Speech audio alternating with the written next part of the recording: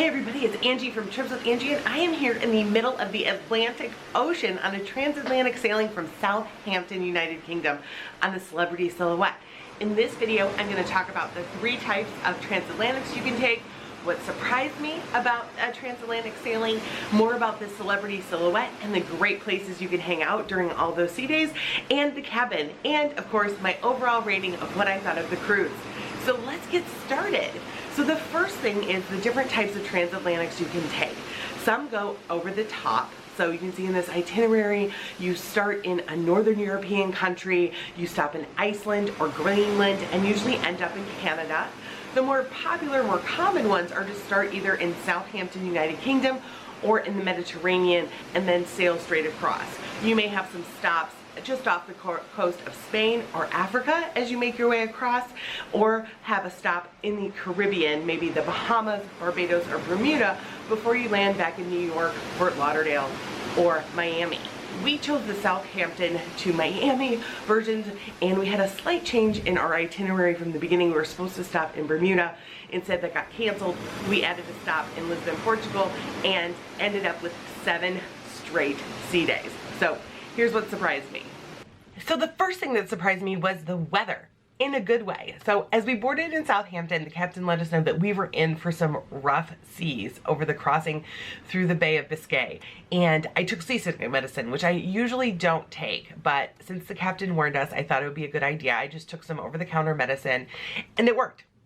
It was a bit rocky, and we had to hold on a couple times, especially during the night, but I didn't get seasick, and as soon as we head farther south, the seas calmed down, and that's when I was really surprised. I did not expect that our 7 sea days would be pool days.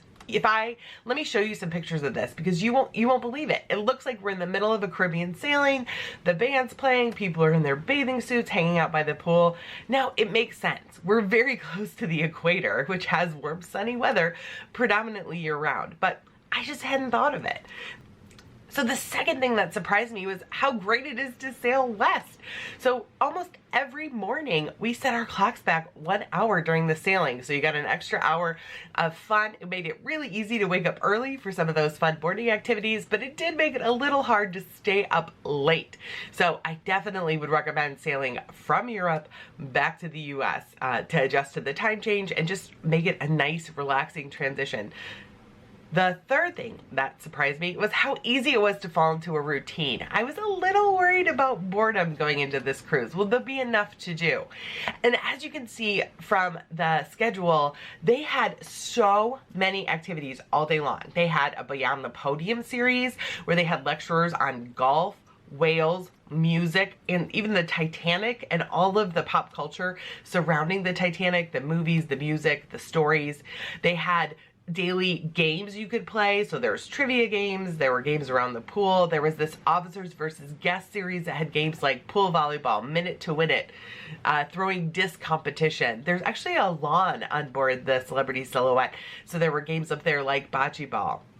They also had movies all day long, both indoors and outdoors if you wanted, and live music all night. So there was live music all over the ship every night, and also the evening shows, which featured a number of guest performers as well as the production cast. So there was a lot of things going on. And that doesn't even include the things you would pay extra for. So the art auction, the casino, the spa classes and seminars, as well as treatments. So definitely did not go bored, but I was surprised we really got into a steady routine. So we'd wake up, have some coffee, have a little breakfast, go to our morning activity, usually eat lunch in the dining room, spend the afternoon by the pool, have our happy hour at one of our favorite bars, go to dinner, and then enjoy the nightly games and entertainment. I was surprised by the number of people who regularly take transatlantics. So that is their preferred method of sailing because they love all the sea days. And that means transatlantics tend to sell out early. Now, Cunard sails a regular transatlantic schedule between Southampton and New York, but most of the major cruise lines only offer transatlantics in the spring when they're moving their fleet from the Caribbean to Europe, or in the fall when they're moving the European fleet back to the Caribbean or South America. So you have a limited number of sailings. So if you're thinking about a transatlantic, you definitely want to look at maybe a year in advance or even 2 years in advance to make sure you get the kind of cabin you want. Now, speaking of cabins, another thing that surprised me was that the higher cabins are a little bit better on a transatlantic. So usually the advice for seasickness is you want to be low and in the middle. Well, the challenge with that, especially if you have an ocean view cabin that's low, is we had 2 to 6 meter swells pretty much every day of our sailing. So that's what, 6 feet to 18 feet, and that hits against your window. That's high enough to hit the side of the ship right where your window is. So it's going to be louder during the night. It's going to feel like a little more jostly. Now, we were on deck 10 forward, and we had a little bit more motion than we noticed, you know, down around 6 and 7 in the middle, but we didn't have that noise. So I really appreciated that. So that's just something to consider as you're picking out your cabin for the Transatlantic.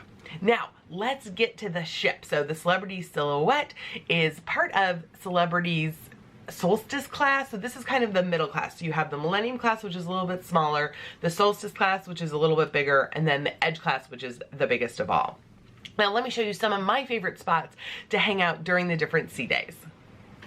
So let's start with some of my favorite indoor spots. If you're a subscriber, you got a sneak peek of this when I posted the ship tour, and that is the Reflection Lounge. I absolutely love these rocking chairs at the front of the Reflection Lounge. You have incredible views. Now these go fast, so you may have to get there early. My second favorite spot is these chaise lounges just outside the entrance to the solarium. Now it can be breezy, but you can pick up a blanket. But if the weather's too bad to sit there, just head on inside the solarium. They have these great padded lounges right next to the window, so you still get the good views. Now, if you want to be part of the action, the atrium is a great place to set up on sea days because the bar is open and they have activities running there all day long. Now, if you're just looking for a quiet place to read or play games and you don't need bar service, heading to a lot of the lounges is an option. So the Martini Bar, you'll be able to hear what's happening in the atrium. You have the Deck 7 Hideaway. You also have the Deck 10 Library. So these are going to be very good choices, but you won't have bar service. Another option is the World Class Bar before it opens. It has a huge table for game playing as well as the smaller card tables. The Ensemble Lounge will say it's open for reading and quiet, but the problem is it's really dark in there and the windows are frosted, so you don't get a very good view. Now, if you have kids, the Annex may be open for you to head up there and hang out with your kids. Now, a lot of people will say Cafe Albiaco is the place to be. It was an absolute zoo on our sea days. So if the weather's nice enough, head outside to Deck 5 and get a seat. So that takes us to the outdoor options if you're having great weather. Now, obviously the pool deck is going to be where you want to be. The band's going to play. They're going to have pool games. They have these kind of tented loungers. You have 4 whirlpools. But if that is getting too busy for you, head up to just outside the Sunset Bar, Deck 15 aft, or to the lawn if you want to spread out a blanket and have a picnic. You can also head out behind the buffet, the Ocean View Cafe. There's a lot of tables there. So if it's not a lunch time, that might be a nice place to hang out. Now, obviously, if you're in the retreat, you're going to want to head to the retreat deck. But the super secret place is the deck right in front of the fitness center. But my favorite place to be is always my balcony. All right, it's time for my final review. So we're going to kick it off with the cabin. Now, subscribers, I know you've already seen the cabin tour since I posted it earlier. So I'm just going to highlight the things I didn't like in the cabin, starting with the storage. So that was a big one. The overhead shelves are awkward. I thought it was hard getting in and out of the closet. Only having those 3 little drawers next to the fridge just didn't provide enough clothes storage. The TV is also facing the couch, and we've been on other ships where the TV would angle to also face the bed. This doesn't seem like a big deal, except when the seas are really, really rough and all you want to do is lay in bed and watch TV. Overall condition of the ship, 9 out of 10. They do a great job keeping it clean. There were just some areas of the ship we were starting to see some wear and tear. Casual dining. So this is the buffet, any of the quick service, the mass grill, giving that a 7 out of 10. Just didn't quite get it right on this cruise. Usually we absolutely love the Celebrity Buffet. We choose to eat there for dinner most nights because it's fresh and interesting, and the silhouette just didn't deliver. There was a lot of repetition in the menu. The food wasn't always hot. So I think they have a lot of work to do on the buffet. Sit down dining. So this is like your main dining restaurant, any specialty restaurants. We're giving this a 7.5 out of 10. First of all, I think the specialty restaurants are very expensive for what you get. I also think that the dining times are way too long. So people were talking about dinner taking an hour and a half or 2 hours in the main dining room, and that's just too long. There's too long of a wait in between the different courses, though we did have a very nice meal at the porch, so that kind of brought it back up again. But overall, 7.5. Entertainment, 10 out of 10. Cruise director Mike and activities manager Kyle were amazing.